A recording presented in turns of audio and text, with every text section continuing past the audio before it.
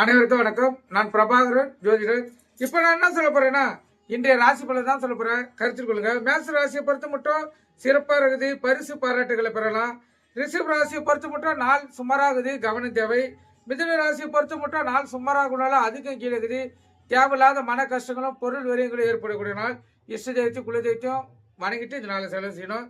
கடக ராசியை பொறுத்த மட்டும் உடல் சோர்வும் உடல் கழிப்பும் ஏற்படக்கூடிய நாள். அதனால் உணவு கட்டுப்பாடு தேவை. இஷ்ட குலதெய்வத்தை வணங்கிட்டு இதனால செலவு செய்யணும்.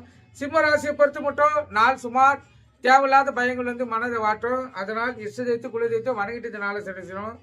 கன்னி ராசியை பொறுத்த மட்டும் உடல் சோர்வு உடல் அசதி உடல் வாதிகள் வரக்கூடிய நாள். உணவு கட்டுப்பாடு தேவை. அதே போல இஷ்ட தெய்வத்தை குலதெய்வத்தை வணங்கிட்டு இதனால செலவு செய்யணும். துலா ராசியை பொறுத்த மட்டும் மனம் சஞ்சலம் மனம் தடுமாற்றம் ஏற்படக்கூடிய நாள். அதனால் மிகவும் கவனம் தேவை. மேலதிகாரி பேசக்குள்ள கவனமாக பேசணும். இஷ்ட தெய்வத்தை குல தெய்வத்தை வணங்கிட்டு இதனால செலவு செய்யுங்க. விருச்சிக ராசியை பொறுத்த மட்டும் நாள் சிறப்பு. எந்த வேலையாக இருந்தாலும் துணிஞ்சு செய்வீங்க, வெற்றி பெறுவீங்க. தனுசு ராசியை பொறுத்த மட்டும் நாள் அருமை. உங்களுக்கு ஒரு வெற்றியும் ஒரு மகிழ்ச்சியும் ஏற்படுத்தக்கூடிய நாள், அருமையான நாள். மகர ராசியை பொறுத்த மட்டும் நாள் சுமாராக கூட அதுக்கு கீழே இருக்குது. சோதனைகளும் வேதனைகளும் ஏற்படக்கூடிய நாள். அதனால் கவனம் தேவை. இஷ்ட தெய்வத்தை குல தெய்வத்தை வணங்கிட்டு இதனால செலவு செய்யுங்க.